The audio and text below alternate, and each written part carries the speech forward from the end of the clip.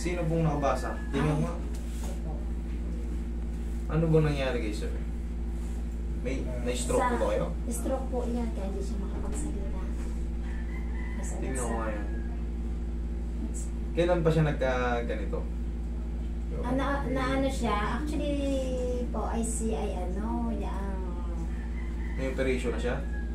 Ano? dito naman siya na-opera, pero yung dito sa lumbar niya, sa gana ay naroon. Tala kay WhatsApp? On pa sa Amerika. Ano ba nga ayun? Doon pa sa Amerika, ito siya ay security guard.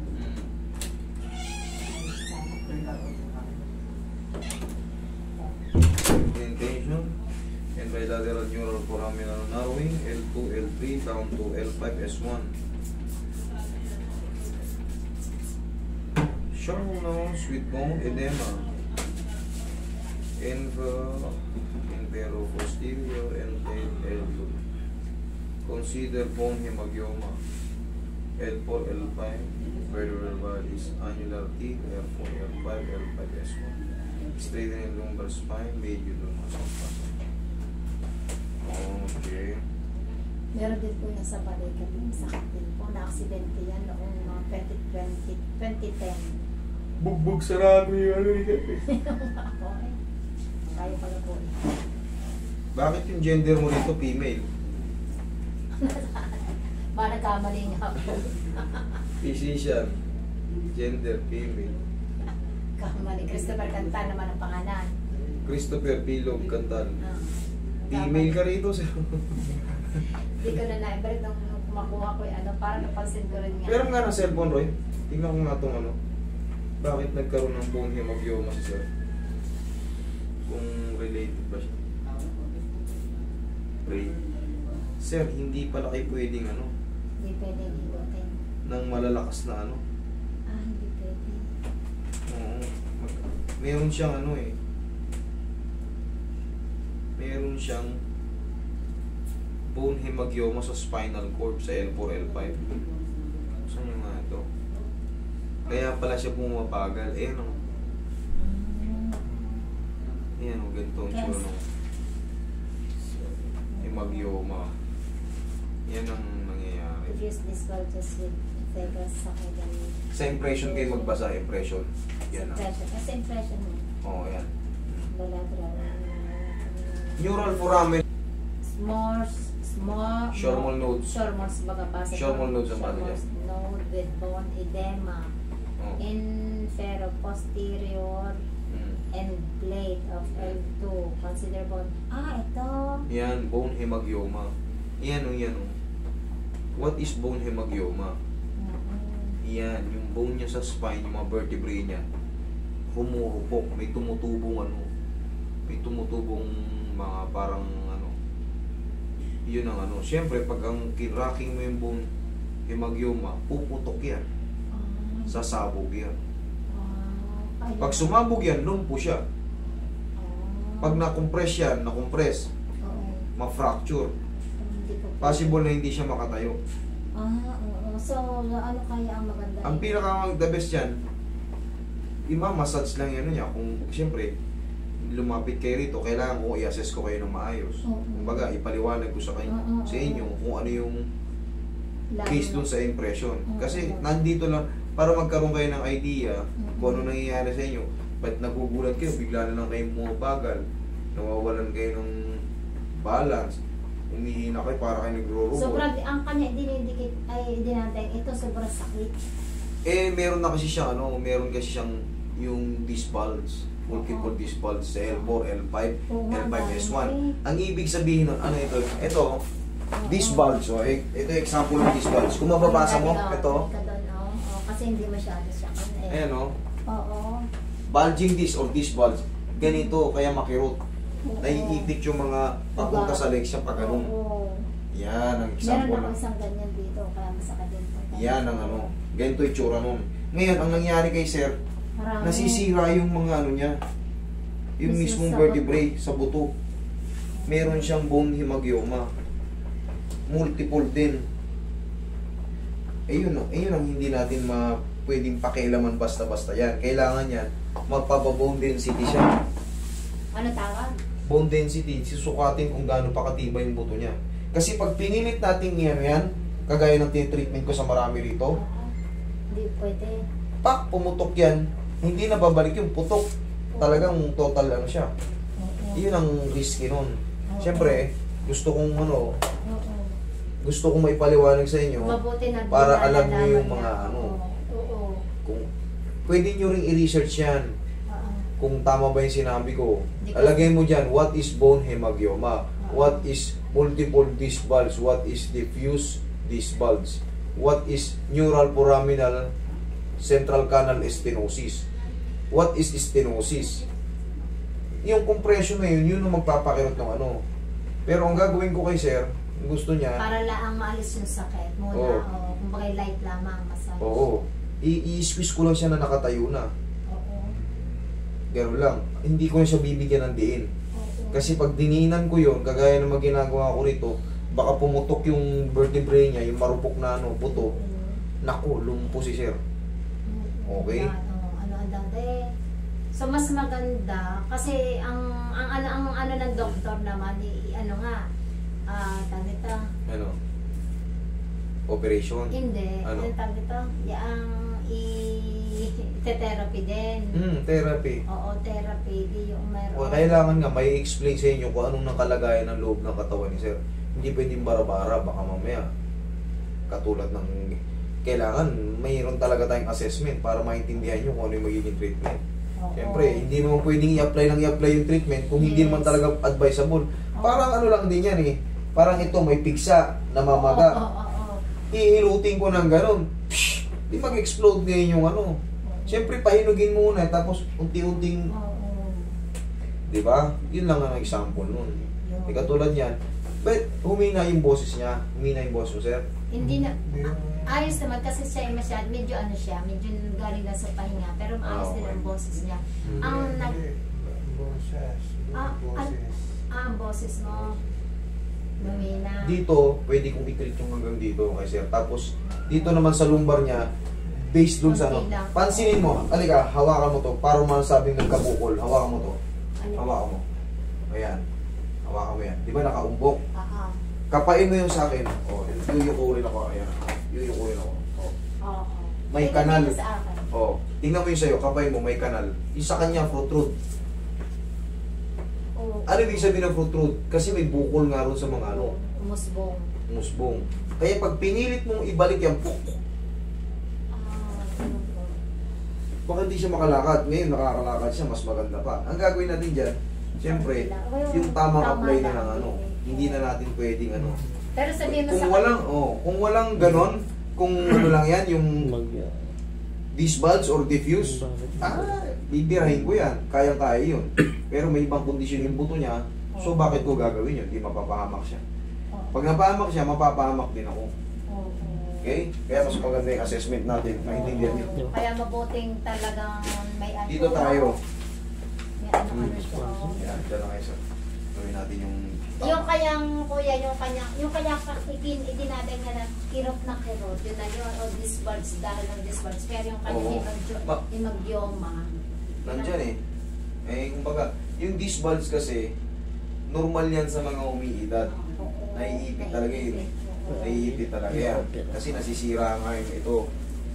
Ang nasira sa kanya, ito yung baba. L4, L5, S1. Yan yung may mga disc bulge. Tapos, dito sa L2, L3, L4, may mga tumutubo sa buto niyang ano. Yun yan sa loob yun eh, yung hemagioma. Pero kung spar lang yan, nako, bibirahin ko yan, walang problema. Kailangan, siyempre, maintindihan natin kung ano yung hemagioma. Eh siyempre, may edad na si sir, baka weak na lalo yung buto niya. Baka imbis na nakakatayo si sir, ako wala naman akong inaayawan eh. Kahit lumpulumpo, kahit tamo, kinakarate ko. Eh hindi naman pagkit nakakalakad si sir, ibibirahin. Kaya nga maganda na mga MRI muna. Ang pinaka-the best niya sir, maglalagay kayo ng ano. Hindi, huwag mo nagkalay sir. Dati, ako lang daw ba? maglalagay na kayo ng ano, yung parang Hierodel, para may suporta na yung brace nyo, ay ano yung balakang nyo. Kung maglalakad lang kayo, kahit pa paano hindi na kayo bibigla-bigla. Yan, may suporta kayo. Yun ang pinaka. Yung kaya kuya, bumalik kasi ako ng red light. Makakatulong kaya yun? Yun ang hindi ko po saklaw yung ano nun, hindi ko po alam kung anong treatment na yun. Kung ano po yung ano, yung minaster ko, kung ano yung napag-aralan ko. Yun lang mano, kasi yung ganun sa labas sa iba, hindi ko kabisado. Hindi ko kabisado.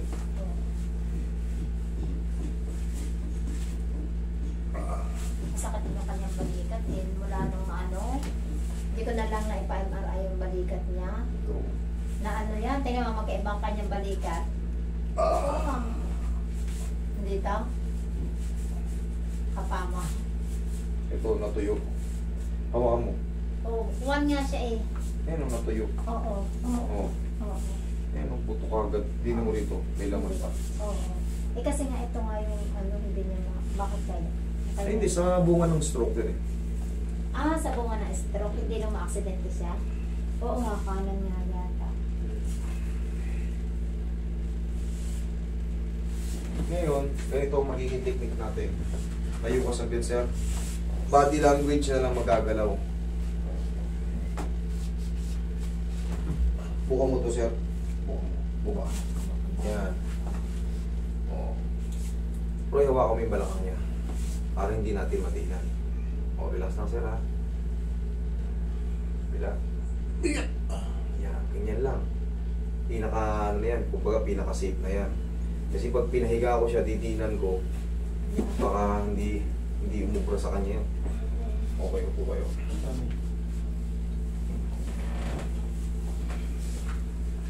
Gusto nyo bang dumapa?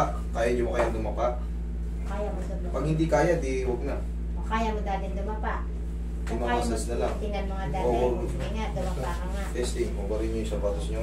So, dubat mo nga Sige. dati. Pag hindi kaya, Yung huwag mukha na. mo dito. Kung nasasaktan kayo, sige, dahan-dahan lang tayo. Kung kaya mo lang. Kasi mahina siya. Sige, okay lang yun. Pag hindi kaya, okay lang. Yan. Okay lang kaya tayo? Okay.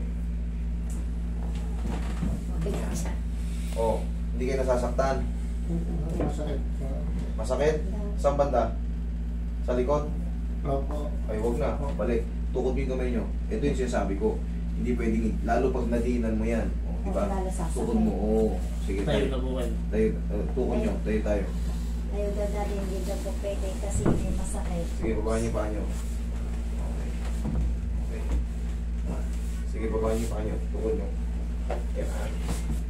Yun ang ibig ko sabihin. Kita nyo, wala pang nadidinan nyo. Sarili niya pa lang yun. May masakit na, masakit na. Hindi po pwede. Upo lang kayo ulit tayo. Dadayain na lang natin dito sa ano. Kasi pag yun, na-compress pa. Yun ang sinasabi. Diba? Ayun po. Siyempre, kailangan ma-assess ko kayo ng maayos. Tsaka, siyempre, malutong na po ito ni tatay. Mas marupok kumpara sa mga mas bata, di ba?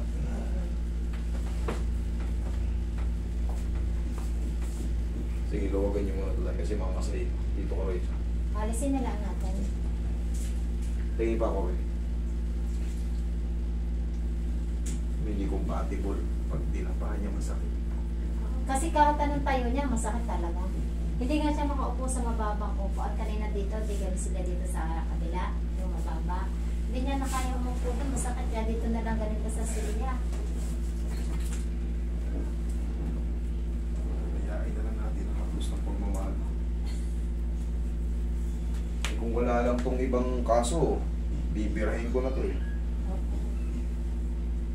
Kung baga ay kasi sa Amerika pa, ako years na. Ang Hindi rin Madrid. dumain na siya sa akin. Hindi rin Madrid kasi nga nasa loob mismo ng buto yung sakit.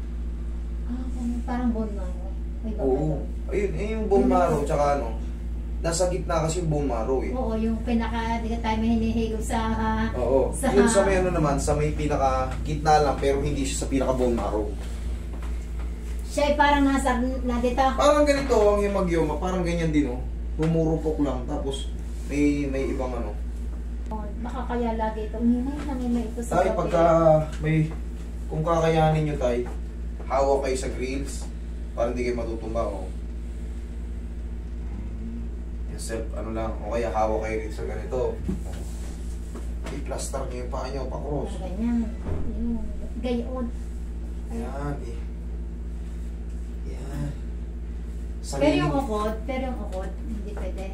Kung hanggang saan lang maabot. Kung hanggang saan lang maabot. Kasi sabi ko na, huwag siya magwalis. Kasi wala kasing magawa sa bahay. Nagwawalis siya. Ganito, pwede naman siya magwalis eh. Meron talagang taong naghahanap ng paglilibangan. Oo. Ang gagawin nyo kay tatay, kung gusto niya magwalis, extend nyo yung ano. Yung... Para yung walis niya nakatayo pa rin siya. Kasi pag mababa, walis siya. Pagbalik niya no, aray. Okay? Extend nyo yung walis kung talagang gustong maglibang ni tatay. Kasi siyempre nabubuliw rin siya. Wala na siya magawa. Walis na lang. Gusto niya maitulong sa sarili niya o sa bahay. Lagyan nyo ng PVC. Oo. Oo. Di nakatayo ka magwawalis. Oo. Kasi pag ganyan, Ayan. sigurado pagbalik mo. Mm. Diba? May, ganun na. Oo. Lagyan nyo ng PVC yung walis. Oo. Turo mo na lang sa kanya yung kanyang dapat yan. Oo, tayo ganito. Hawak kayo sa mga grills nyo. Kaya sa... Mas maganda may hahawakan eh. Yung sa mga bintana. Oo. Kunyari may nahawakan ngayon. Oo. Oo. Ganito Oo. Yung pagayon. Kasi hindi na kaya yung ano eh. Hindi na kaya ni tatay yung padapa. Nasasaktan siya eh. Ayoko naman pilitin. Pero siya naman ay ano. Eh, malakas pa pala si tatay eh. Oo. Oh, hindi, ganun yun. Ganun tayo. Sige, ano. Yun. Ganun. Yan, sige. Gilid. Yan. Kabila. Yan, i-squeeze nyo yung balakang nyo. Yan, tapos kung ano lang maabot, yuko. Kung ano lang maabot. Ganun, kung ano lang maabot. Yan, para may movement lang. Para maging healthy, Pero kailangan, yung tinatapakan nyo, huwag madulas, ha. Pero kailangan may hahawakan kayo tayo, ha? Ganon, sige. Hindi siya pwede.